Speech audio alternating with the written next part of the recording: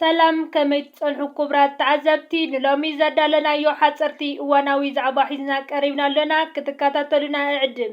ስርዓት ብልጽግና ኣብዚ ሰሙን እዚ ኣብ ዝተፈላለየ ክፋላት ክልል ኣምሓራ ሓያል ኩናት ኣካይዱን እናካየደን ዝርከብ ኮይኑ ብፍላይ ከዓ ኣብ ከባቢታት ደብረ ማርቆስ ኣብ ዝተካየደ ሓያል ዝኾነ ኩናት ልዕሊ 200 ሰራዊት ዝኣኽሉ ሰራዊት ፌደራል ኢትዮጵያ ምስ ዕጥቆምን ኣጽዋራቶምን ናብ ፋኖ ኢዶም ከም ዝሃቡ ኣብ ዝንገረሉ ዘሎ እዋን ስርዓት ብልጽግና ኣብ ዝቕነያት ኣብ ክልል ኣምሓራ ተፈኒዎ ዘሎ መጠነ ሰፊሕ መጥቃዕትታት ክቆጻጸሮ ስለ ዘይከኣለ ነዚ ንምሽፍፋን ህዝቢ ኢትዮጵያ እቲ ሓቂ ንኸይፈልጦ ድማ ናብ ካልእ ኣጀንዳ ንምጽባድ ላዕሊ ታሕቲ ይብል ከም ዘሎ ተገሊጹ።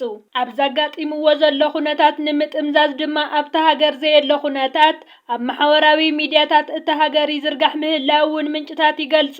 ኣምባሳደር ዲና ሙፍቲ ዝተባህለ ሓደ ላዕለዋይ ሓላፊ ናይ ኢትዮጵያ ናብ መራኸቢታት ብምምጻእ ንዓመታት ልደትን ጥምቀትን ኣብ ባሕርን ኣፍ ደገ ባሕርን ከነሕልፎ ኢና ዝብል መልእኽቲ ከም ዘዘርግሐን እዚ ድማ ናይ ስርዓት ብልጽግና ሕልምን ክውንነትን ፈልዮም ክፈልጡ ዘይኽእሉ ምዃኖም እዩ ክብሉ ኤርትራውያን ኣብ ማሕበራዊ ሚድያ መልሲ እናሃበሉ ይርከቡ። ብተወሳኺ ኤርትራውያን ነጠፍቲ ማሕበራዊ ሚድያ ኣብ መልሶም ህዝብን መንግስትን ኤርትራ ገበጡ ኣጥዒ ዝፈልጥን ኣብ ዘይፈልጦ ገበጣ ኢሉ ዘይሕውስ ሰባህ ክብሎ ኢሉ ንመጻኢ ሃገር ዘየዋጽኦ መንገዲ ፈጺሙ ዘይኽተል ኣብ ሕሱም እዋን መሊሱ ዝዕንትር ጸላኢ ፈጺሙ ዘይመርጽዎ ኣከባቢ ክፈጥር ክገብሮ ዝኽእል ፈላጥን ሰፊሕ ልቦና ፖለቲካዊ ናይ ዘመንና እዩ። ስለዝኾነ ድማ ነዚ ናይ ኢትዮጵያ ኣፎም ከም ዘምጽኣሎም ብዘይቦትኦምን ኣብ ዘይገበጠኦምን እናመጹ ዝዛረብዎ ሓድሽ ነገር ስለ ዘይኮነ ንህዝብን መንግስትን ኤርትራ ዘሰናብዶም ከም ዘይኮነ እውን ይገልጹ።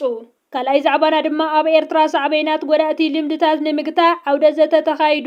ኣብ ዞባ ደቡብ ጎዳእቲ ልምድታት ብፍላይ ከዓ ሳዕቤናት መርዓ ትሕቲ ዕድመን ክሻቦ ደቂ ኣንስትዮን ንምግታዕ ዝሓግዝ ዓውደ ዘተ ብ5 ጥሪ ኣብ ከተማ መንደፈራ ተኻይዱ። እቲ ዓውደ ዘተ ተራ መራሕቲ ሃይማኖት ከም ተጻወትቲ ኣካላት ሕብረተሰብ ንምዕዛዝ ዝዓለመ እዩ።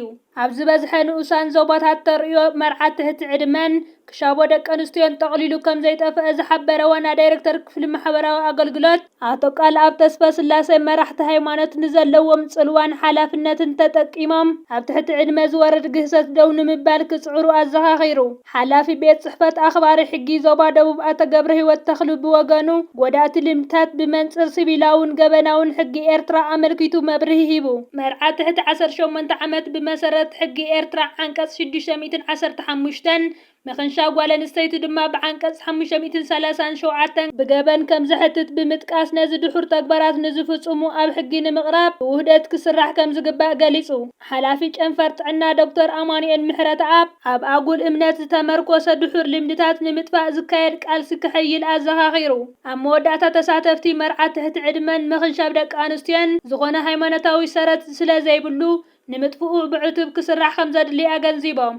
ብስዑድ ዓረብ ዝድገፍ ሕጋዊ መንግስቲ የመን ንወደባዊት ከተማ ዓደን ምሉእ ብምሉእ ተቆጻጺርዋ። ብስዑድ ዓረብ ዝድገፍ ሕጋዊ መንግስቲ የመን ኣብ ርእሲ ብኢማራት ዝድገፍ ደባዊ ቤት ምኽሪ መሰጋገሪ ካብ ቅድሚ 6 መዓልታት ጀሚሩ ሰፊሕ መጥቃዕቲ ድሕሪ ምፍናው ካብ ተቆጻጺርዎ ዝጸንሐ ክፋላት እቲ ሃገር ክስሓብን ክበታተን ገይርዎ ከም ዘሎ ተገሊጹ።